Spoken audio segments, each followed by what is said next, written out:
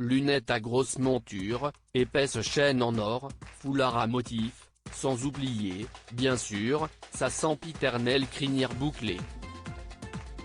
Pierre-Jean Chalancson possède un look qui ne passe pas inaperçu. Et pourtant, le brocanteur de Affaires conclues, qui se retrouve sous le feu des critiques depuis quelques jours, n'a pas toujours ressemblé à cela. En effet, lors de sa rubrique sur Quotidien ce 6 avril, la journaliste Lilia Hassen a déterré une archive datant de 2002, qui correspond à la première télévision de Pierre-Jean Chalancson. Le collectionneur, âgé de 32 ans à l'époque, est invité dans une édition spéciale de l'émission Mots croisés, consacrée à la Napoléon Mania. Chacun connaissant la passion de Pierre-Jean Chalancson pour l'empereur français, il n'est donc pas surprenant de le retrouver dans ce genre de programme.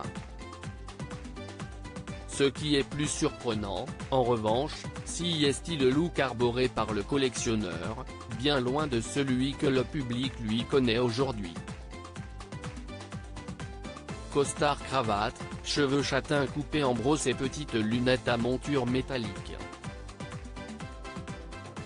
Pierre-Jean Chalancson est méconnaissable.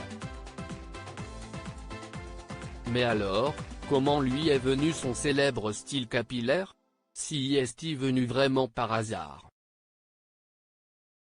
Un jour j'étais en Afrique du Sud, à Cape Town, et je me suis dit que je n'irais pas chez le coiffeur pendant un an.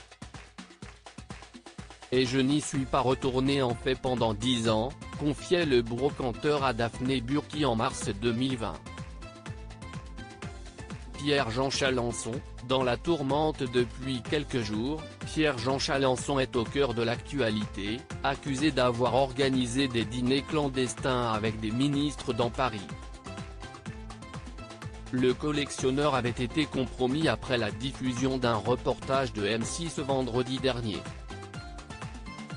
Niant d'abord les faits, il a été mis devant le fait accompli après la diffusion d'une interview téléphonique diffusée par la chaîne et dans laquelle il reconnaît avoir dîné cette semaine dans 2 ou 3 restaurants, qui sont justement des restaurants soi-disant clandestins avec un certain nombre de ministres.